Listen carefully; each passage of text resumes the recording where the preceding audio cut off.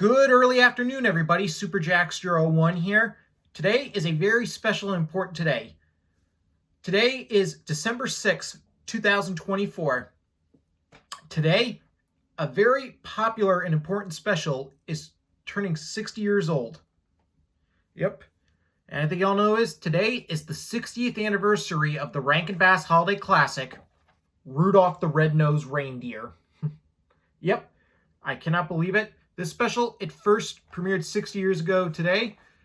It premiered on NBC as part of the General Electric Fantasy Hour back on December 6th, 1964. Yeah, and as you all know, this is my all-time favorite Christmas special, and I actually just finished watching it literally just a few minutes ago. I was out in my living room, and I watched the film from the Blu-ray I have, and happy 60th anniversary Rudolph. So I decided to do this video because you guys are going to be in for a very special treat that I'm about to show you. On Monday night, I did an interview with Rankin Bass historian Rick Goldschmidt. He basically has been a Rankin Bass he's been a Rankin Bass historian for 34 years, and we did a meeting through Zoom, and he was kind enough to agree to do this meeting with me, which is because I know since this week was the 60th anniversary, he was obviously going to be busy with doing TV interviews and stuff like that. So the fact that he was kind enough to squeeze me into his schedule is something I'm so grateful for. We're going to be talking for 30 minutes about how he became a Rankin Bass historian, and basically the history of Rudolph, what went on during the making, and how its impact for all these years. So let's just go into it. I hope you guys enjoy the interview. I really appreciate you taking time out of your day. I understand you're probably going to be busy this week because it being the 60th anniversary and all. Right. Yeah. So you've been a Rankin Bass historian for 34 years. Is that it? Well, about that. Yeah. So you knew Arthur Rankin and Jules Bass. Just go back. What made you decide to become a historian and going just researching and knowing all about their history? Well, my degree's in art, so I'm an illustrator, and the reason that I contacted Arthur Rankin in the first place was I was talking to Jack Davis and Paul Coker Jr. right out of college, and I realized Jack Davis designed Mad Monster Party. And I just casually asked him, whatever happened to Arthur Rankin and Jules Bass? You don't hear much about them anymore. And he said he was still doing work for them and that I should get in touch with Paul Coker, which I did. And Paul gave me Arthur's phone number in Bermuda. Oh. So I thought I'll give Arthur a call in Bermuda from work. And I got him on the phone and I said there should be a book, and he said send me 2 chapters, which I did, and he liked the 2 chapters. And the next thing I knew, he sent me a little micro cassette where he dictated his business history for me. And from there, I just started scrounging things up, and right before we went to print with the book, he flew out to meet me, and he found out that I was an artist and he's an artist, and I was pretty driven to do the book, and he's always been driven to do, what he did. And we just kind of hit it off. We were very similar personalities. Oh. And yeah, there were a lot of similarities. I used to call my wife, and he called his wife, wife, too. So we had a lot of similar things about ourselves. And he just trusted me with what I was doing. And from there, I heard from some toy companies and Enesco and Itasca, Illinois, and various places, because my book sort of set off these, merchandising ideas, and I became sort of the go-to guy on all of that. So it was kind of neat, to get involved with Rankin Bass the way that I did, because I never intended to write books, and I didn't really intend to be involved with Rankin Bass, but it just was sort of a calling. Oh, that's great to hear. And yeah, and I read your books, they are very well. And just want to say when going to, since we're talking about Rudolph, like this Friday will be like will be the show's 60th anniversary, and I can't believe that because like that was the year my mom was born. I've been watching the special since I was an infant. So I wanted to talk to you first about like the history. A while back I saw this interview with Arthur. He basically talked about that from like the he gave a little snippet of his origins that he was living in this neighborhood during this time, and his next door neighbor was Johnny Marks, actually, who had written the song Rudolph several years prior, which had become this huge hit. And he kind of just said to Johnny, "Let's make this into a film." Is that basically the gist of what happened, or is there kind of more to that? Yeah, there's more to it because I wrote a new book on the 50th anniversary of The Year Without a Santa Claus, and 'Twas the Night Before Christmas. And we did a Rudolph section in it where I show what the NBC display looked like with the puppets that school field trips went to NBC and got to see the Rudolph puppets. So it got me thinking about how did it get on NBC and why did it leave and then come back? And it's sort of a three-part story. Arthur, found Johnny Marks and became friends, and then they got in touch with Robert L. May, his brother-in-law, and they wanted to do a television special, but Larry Romer, who was given the credit for directing, even though he didn't direct Rudolph, um, he had a friend at NBC that could get television specials on the air. So that's why they gave Larry Romer the director's credit. Yeah, I've And actually been kind of curious about that. Sorry to cut you off there, but I always found it weird. It's like this was the only, as far as I know, this was the only Rankin Bass special where it's like they were Arthur Rankin and Jules Bass were not the credited directors, and I just said, oh, like Larry Romer guy, why does he not get credit for directing? And now I know why. well, the Japanese animators actually were doing the directing. Tadmo Shinaga's name should have been up there as director because he quite obviously was the director.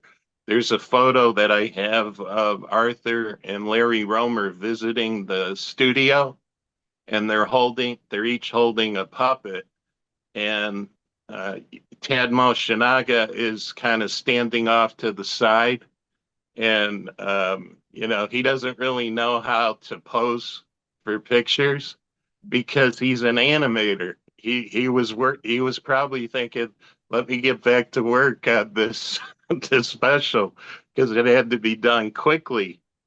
Um, but there was a third part to this.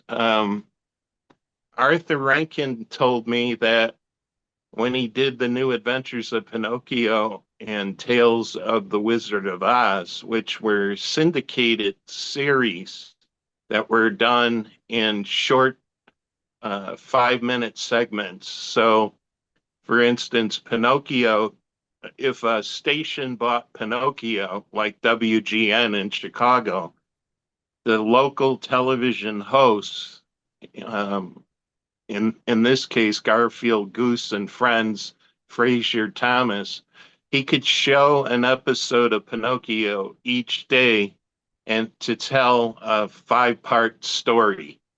And Arthur did that with bank loans, and he had to borrow money from a friend of his, Donald Gladstone, who I believe was in the Navy with him, to finish it.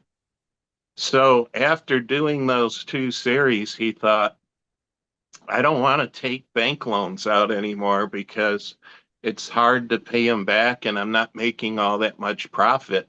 So what he did was he was looking for a sponsor, and Rankin Bass sort of started out as making commercials, Yeah. and eventually they did them in Animagic, but a lot of times they were live commercials with, um, like lettering that Tony Peters would design. So they were in this commercial business for a long time, and they did commercials for GE in 62. And Maury Laws actually did the music for them, and he sort of developed his musical Christmas style in those GE commercials prior to Rudolph. And General Electric decided to start their own entertainment division, which they call Tomorrow Entertainment. Oh, And they financed Return to Oz and Rudolph the Red-Nosed Reindeer and the Ballad of Smokey the Bear. wow. And then they financed all of the Rankin Bass specials into 1974. And after that, it was Warner Brothers who was involved with them.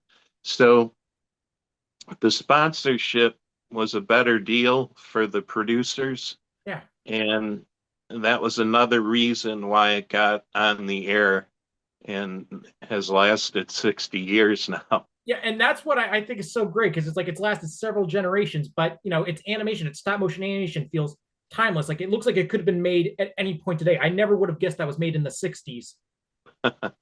Well, the what attracted me to Rudolph and to Rankin Bass in general was I like the Tony Peters designs. They're very simple.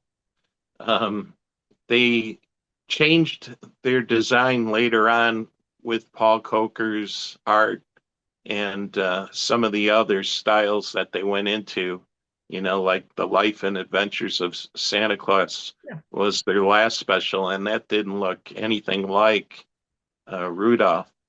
But that early simple style attracted me. And I guess I like the UPA studio style better than most because the artist sort of took a really nice design and broke it down as simple as possible, and it translates better to animation, and it has a sort of a style to it that's unique. And Gerald McBoing Boing and all of those early UPA cartoons, and I think Tony Peters even worked for UPA a little bit. Um, it had an artistic style to it that attracted me, and I just like the look of it. People talk about why have the Rankin Bass specials been on so long, all of them, and they had Santa Claus and Reindeer Yeah. and Frosty the Snowman. They had all of the basic Christmas characters, Yeah. and they're not really in A Charlie Brown Christmas or How the Grinch Stole Christmas. Rankin Bass sort of told the story of these characters, and they became characters. Yeah. Santa Claus prior to Rudolph was someone that you would see in cigarette ads Yeah. and Coca-Cola commercials. He didn't have a personality yet. And Rankin Bass really brought personality to the art form. There's one person I wanted to talk about, and what I love, I also think is really well about these stories. And one person who I think doesn't get as much credit as he deserves is Romeo Muller, because he wrote all these stories. He doesn't get enough credit for the fact that he had to take these 2 3-minute songs and expand them to these 30, 60-minute specials while staying true to that message. Right. Yeah. Yeah. With And Rudolph, I he, can't even imagine how he was somehow, that's a gift right there, how he was able to stay true to the narrative of the song, but expand the story, make it feel natural and not like filler. right, right. And I talked about it a lot this year because of Rudolph. He wrote with family and friends in mind. he wrote things into Rudolph that were part of his life. Like Clarice was a friend of his. And another friend talked about a nightmare that he had where a monster was peeking over mountains. So I guess when he was writing, he thought, what could I put in here that, so and so would recognize? And he developed the story that was unique, but he had a style that makes you want to watch it over and over and over again. And it kind of comes from the underdog characters, triumphing at the end and finding their place in life. So he wrote in such a way that it was more satisfying for the viewer, and that's not easy to do. Yeah. I don't see it anymore. I don't see that type of writing, and it also has heart and warmth Yeah, it just has and that feel good warmth to it that everyone's looking for. right, And I right. It makes you, it gets you in the spirit of the holiday. exactly, yeah, and that's why I always say like a Christmas season is never complete without watching Rudolph. And, Right, and one thing I also respect though is that how like the writer they were able to they understood like what the viewers want and everything because I'm sure you've probably heard this story several times where in the original broadcast Rudolph did not return to the island of misfit toys to rescue the misfit toys, but then after the special aired they got so many complaints that they went back the following year and added that scene. right. Well, supposedly, Jules Bass said something like that, but it was more of the GE, the guy from GE wanted some changes. Ah, His name is Willard Saloff, and he wanted a new song, and the only way they could put a new song in was to replace an old song. So that was we're a they, couple of misfits. yeah, and they put in Fame and Fortune. Yeah. And if you see the Fame and Fortune footage, Yeah, I've seen that. It's a decent song, but I'm glad they eventually put Misfits back in because I feel like that song serves the story better. right, right. Yeah, And the trees didn't have the same look that they had when they did the animation for Fame and Fortune. yeah, So they didn't get it quite right. And yeah. and then he wanted them to go back and pick up the toys and throw them off the sleigh with umbrellas, which kind of reminds me of um, the Flintstones Oh yeah, episode. When he's throwing all the toys off with parachutes. yeah. Um, I am glad that they added that new scene though because I feel like it gives closure to the Misfit Toys storyline. right, Yeah, right. It does because they're around the campfire and they all quickly get in the sleigh. yeah. But I like the original end Oh credits. yeah, I saw I somebody posted like that to YouTube many years ago. I don't think it's available like where it has like the credits written on the presents. I thought like technically that's actually a pretty creative way to do the credits. Right. It's neat because the lettering style is on the packages, Yeah, and that was Tony Peters' lettering. yeah. He had a real like 60s style lettering. He did that in the credits of The New Adventures of Pinocchio and Tales of the Wizard of Oz, where it has that 60s style where the T overtakes the I and so on and so forth. The letters kind of overlap. And I like that. I wish when they redid it, when they did the new credits, that they would have used his lettering style because that matches the beginning. Oh yeah, And then it they, really connects to that. And you know what's funny is that when I saw that credit scene for the first time, I noticed that I don't know if you watched like the new credits, they put the original audio over the new credits. So because of that you hear this slashing sound, and I was always like, what the hell is that sound? And then I saw the credits, I'm like, oh, that's what it was. right. And they misspelled a couple of the names in the new credits Yeah, too. They, they misspelled Billy May Richards names. yeah. And I I think Anthony Peters, they spelled Anthony. Oh, geez, yeah. Uh, Yeah. yeah, And when going back to like, talk about Billy May Richards and the cast, like, that was like, such an assembled cast. And I think that's kind of cool that like nowadays, if they did a special like this, like with the exception of Burl Lives, like, they use like, people that, could be like, voice actors. Nowadays, they would just rely on the big name celebrities. right, Yeah. right. And And oh yeah, sorry, go ahead. well, part of the reason that they went to Canada was Bernard Collin had this group of actors and actresses that were still doing radio. Radio lasted a little bit longer than it did in the US. And when I say radio, I'm talking about, like dramas and comedies and Oh yeah. sort of sitcoms, but on the radio. Oh yeah.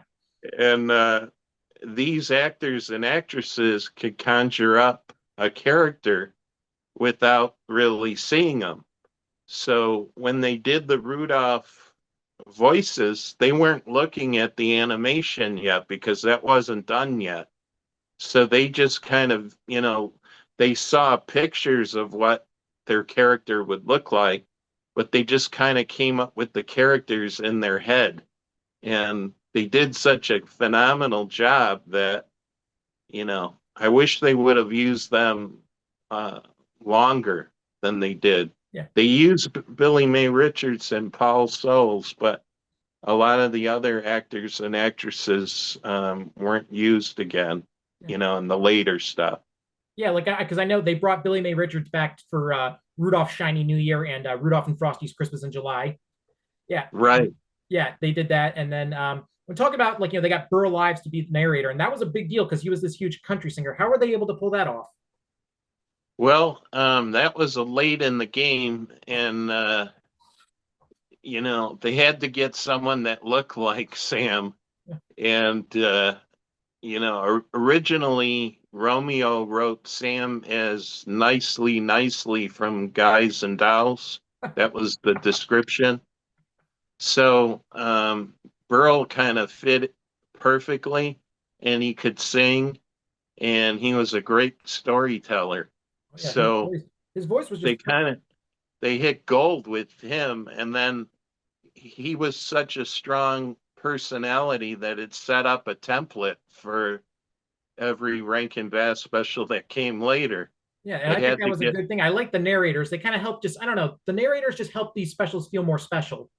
right, right, and they sing. Most of them they got could sing.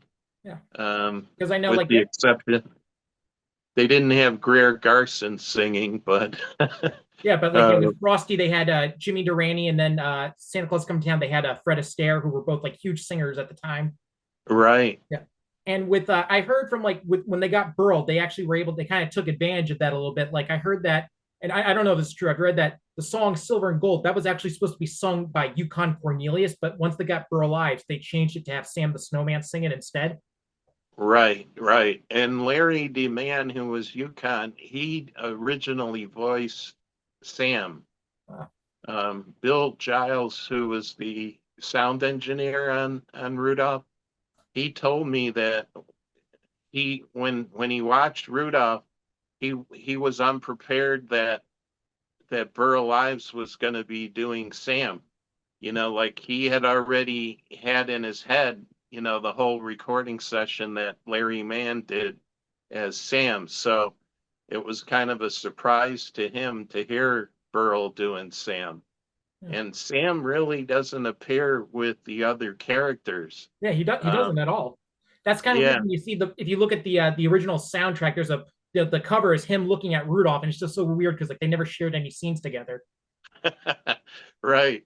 And the cover on the Decca record album was the publicity puppets Yeah. that I talk about in my new book that were in that display case um, from 64 to 71.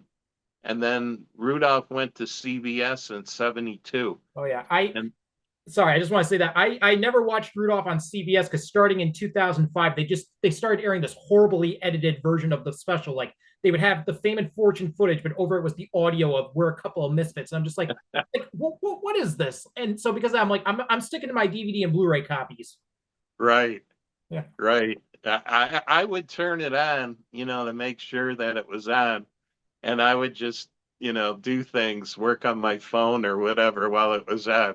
Because you're right, it was a butchered, badly done edit I of actually the did a YouTube special. video of this many years ago. Like, talk about what's wrong with the CBS edit. And I'm just like, you guys got to fix this, or we're just going to stick to our home media copies that have the 1964 version, but with the 1965 ending.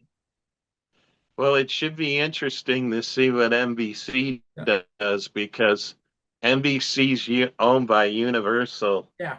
and Comcast and all of that. And I haven't had any good experiences with them, Yeah, unfortunately. I've heard it's not that great. Luckily, though, in 2019, the special started airing on Freeform, and on that they aired the movie completely uncut, which I thought was great. Right, right. But this year they're going to air Rudolph in a 75-minute time slot, Yeah. and the only thing I can think of that they're going to do is put some of their, NBC personalities in between on commercial breaks talking about Rudolph. Yeah. Um, Unfortunately, they should be focusing on why it's been on the air for 60 years and, Yeah. kind of the behind the scenes, which I would be more than happy to do, but Yeah, that's why I I decided to do this never. interview. I'm like, let's pay respect to this beloved classic. Right, Yeah, right. like And if they're not going to do it, I'm going to do it myself then. well, the whole reason that I do what I do, it's it's a labor of love, and I really liked the people behind Rudolph. I became good friends with Billy Mae Richards towards the end of her life, and Maury Laws and I, would go out to dinner when he would visit his son John in Chicago. I mean, all of these people were really great people and they were super talented, Yeah. and they were the reason that Rudolph has lasted 60 years. If it was any other combination of people, it probably wouldn't have lasted very long. It Yeah, and was only that's why I respect you. Like, you're trying to keep that legacy alive and remind people, like, hey, like all these people work, especially now that, like, Arthur and Jules are no longer with us. right. Right. And it was only supposed to air for 2 years. That initially that was the deal. GE was gonna promote it with print ads and they sponsored the whole thing and that was it. Wasn't supposed to go on beyond that. And then eventually Ideal Toys co-sponsored it. And then when Arthur Rankin and Jules Bass decided this NBC deal isn't going that great. And it's possible that Larry Romer's friend left NBC and they weren't all like really getting behind the Rankin Bass shows. Then they shopped their specials around to the other networks. So CBS aired Frosty in 69, and then Santa Claus is Coming to Town was on ABC in 70. And I believe what happened was CBS wanted more specials, and General Electric, since they paid for Rudolph, they could move the special to whatever network they wanted to move it to. So they moved it to CBS, and CBS got behind their specials more. Later they did "Twas the Night Before Christmas," which they used to air every year on CBS. So I guess they were a little better, a little more savvy with the Rankin Bass specials Yeah. than NBC was, because NBC really gave up all of their specials. They had Mr. Magoo's Christmas Carol, which was the first special in 62. And they had some other specials where they had the little drummer boy, and the little drummer boy just kind of disappeared, Yeah, that you like know? a couple of years ago they started like in the like late 2000s, early 2010s. Like they aired Little Drummer Boy like in on ABC Family during their 25 Days of Christmas. It was like, but it was like heavily edited. It's like, and that I think because like that special really does not get enough respect on television or even physical media. Like they still haven't restored it to its proper version. Right. Yeah. When I was young, um, when we would go to CCD, um, the teachers would tell us when it was going to be on. And when we got that little nativity scene, snow shaker, when we were younger, Yeah, the snowbirds. that kind of reminded me of the special. And I can remember as a kid, NBC took out a full page newspaper ad, this big for the little drummer boy. It was a big deal in the early days of the Rankin Bass specials, Yeah, and but it it kind was. of did. Yeah, I was gonna say it was, and it was included like on all the the box sets with all the specials. Right. Yeah. Yeah, but like you said, they're still showing a 16 millimeter version of it, and we haven't I haven't seen a restored 35 millimeter. And to my surprise, one of the reasons I'm not that big on Universal is I bought the Blu-ray several years ago, Oh yeah. and it was fading to black in the middle of Yeah. scenes. Yeah, that's what happens. I bought the complete Rankin Bass holiday set that that has all the specials last year, and we were my family and I. That's my stepdad's favorite Christmas special, and we watch it every Christmas Eve. We were watching it, and I saw the fade outs, and I thought something going on with the disc or the player, and then I read your blog post. I'm just like, oh god, yeah. And then I heard like there was that piece of narration at the end that was replaced by a scratch track by Paul Frees. And Right, it's very even as a kid, I noticed that. I was just like, wait, why did the narrator's voice change for that one line? right, right. I have the real soundtrack off of the NBC released album Yeah, and there's that also the has the soundtrack great. can also be heard on the Family Home Entertainment VHS. Right, right. Yeah, And that's bizarre. But the worst thing that they did, Universal, was they put out a Peter Cottontail Blu-ray. Did a real nice cover for it. Here comes Peter Cottontail. And I popped it in, and it's edited like crazy. It's the syndicated version I heard that about they that. were airing on the WB. It's terrible. Yeah, and So, I mean, there's no quality control whatsoever at Universal. And that's why I think this Rudolph 75-minute time slot thing yeah, is going to be not so great.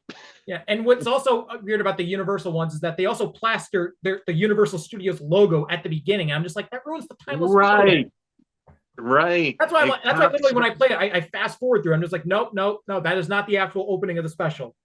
Right, Yeah, right. And that's an annoying, I like the old Universal movies where they have the plane flying around the thing, but the one that they made, like the newer version, yeah, the high def version with yep, that, yep, it keeps coming on every time you move on the disc too. It's like you yeah. can't get away from it. Yeah, which is weird because like the older releases by like Classic Media and stuff like that, they didn't have that. It was just like the normal special, and it's not just Rankin Bass that Universal does this to. They do this to like every movie that they get the rights to for home video. Right. Yeah. Well, last night I watched the 4K version of Frosty the Snowman, Oh yeah. and I noticed in their transfer it goes dark to light to dark to light to dark to light. There's something wrong with the transfer. And one of the Doesn't kids' look lines, right. one of the original recordings of June Foray was put back in there when it wasn't there before. Right. Yeah, like the one that says the kid says, "Yeah, Frosty it is, Frosty the Snowman." I remember getting the Blu-ray. I'm just like, wait, why is that a different voice? And then I learned, like, I learned about how they dubbed June Foray as Karen later on, but she apparently did more of the kids, and they dubbed them with real kids' voices. But for some reason, that one line was still reinstated. Huh. Yeah, Well, I don't know. Yeah. They need a historian to give them a little bit of direction Yeah. because things just don't look right. Yeah. At Frosty, I didn't notice it so much the first time I watched it, and maybe I wasn't paying attention, but I paid attention last night and it was going dark, light, and it shouldn't have been doing that. And I noticed I've, also an error on the CBS airings from like recent years that they had Professor Hinkle's face look like bright green. I'm just like, yeah, like it was like a brightest green color. I'm just like, that's not what his face looks like. yeah, Yeah. Anyway, well, my meeting time is about to go. But anyway, I thank you so much for agreeing to do this interview. I had a blast doing it, and I appreciate this so much. sure, and Merry Christmas and Yeah, Merry Christmas to you. Happy 60th to Rudolph. Happy 60th for many more years to come. This is my number one favorite Christmas special, by the way. Oh, great. Watching Mine it since I was too. an infant. Yeah. Mine too. All right. Thank you. Thank you again. Thank you. Yep. It was literally great talking with Rick. So, Rick, if you're watching this video, I can't even tell you how thankful and grateful I am that you were kind enough to do this interview. Thank you again so much. And like I said, Rudolph, it is a classic. It is my all-time favorite Christmas special. What else needs to be said? I think it's a timeless special. I mean, come on, like I never would have guessed that was made in the 60s. It's just really well written, and I'm glad. I'm sure it'll be a usual holiday tradition for years to come. Anyway, I hope you guys enjoyed that interview. I will see you all for my next video coming soon.